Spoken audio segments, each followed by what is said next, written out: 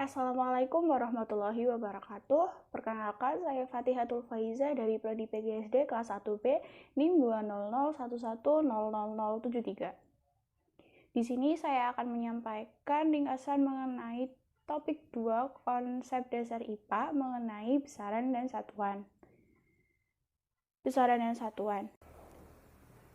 Besaran digunakan untuk memudahkan pengonversian suatu satuan ke satuan yang lain dengan menggunakan satuan standar yang telah disepakati secara internasional.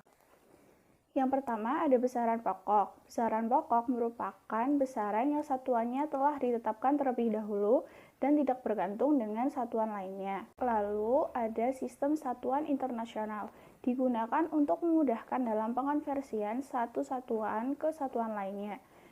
Diperlukan satu jenis satuan untuk suatu besaran tertentu yang standar yang disebut dengan satuan standar.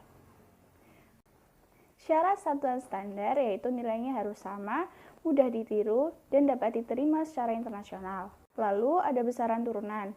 Besaran turunan merupakan besaran yang diturunkan dari besaran pokok. Konversi satuan digunakan untuk menafsirkan atau mengubah suatu satuan ke satuan yang lain. Dimensi menggambarkan suatu besaran terbentuk atau tersusun dari besaran-besaran yang lain. Pengukuran. Mengukur adalah kegiatan membandingkan suatu besaran dengan besaran lain yang sudah standar. Yang pertama ada instrumen pengukuran.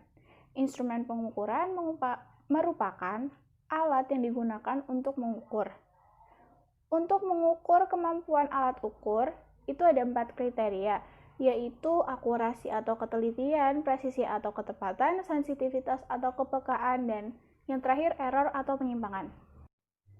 Yang kedua, pengukuran besaran pokok. Besaran pokok yang pertama ialah panjang. Dapat diukur menggunakan mistar, jangka sorong, maupun mikrometer skrup. Yang kedua adalah besaran massa. Besaran massa dapat diukur menggunakan neraca, seperti neraca Ohms, neraca lengan, maupun neraca badan, ataupun neraca yang lainnya. Yang ketiga ada besaran waktu, dapat diukur dengan stopwatch. Stopwatch mempunyai 3 tombol, yaitu tombol start untuk memulai, tombol stop untuk menghentikan, dan tombol restart untuk mengatur stopwatch ke posisi awal. Yang ketiga ada angka penting.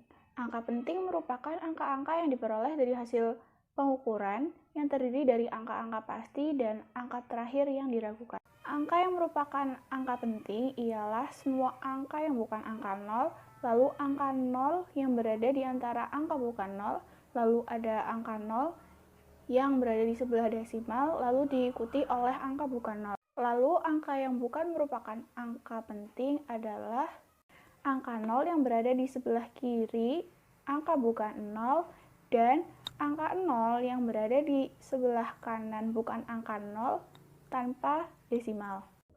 Ketidakpastian pengukuran dalam hasil percobaan. Yang pertama ada ketidakpastian pengukuran karena kesalahan dalam pengukuran. Contohnya, skala dalam alat ukur yang terbatas. Yang kedua, keteledoran sang pengukur. Lalu ketiga, ada kesalahan yang di luar kendali sang pengukur, lalu ada kesalahan sistematis. Lalu yang kedua ada ketidakpastian mutlak dan ketidakpastian relatif. Ketidakpastian mutlak berhubungan dengan ketepatan dalam pengukuran, sedangkan ketidakpastian relatif berhubungan dengan ketelitian dalam pengukuran. Pengolahan data pada pengukuran data tunggal dan berulang. Pengukuran tunggal ialah pengukuran yang dilakukan hanya sekali.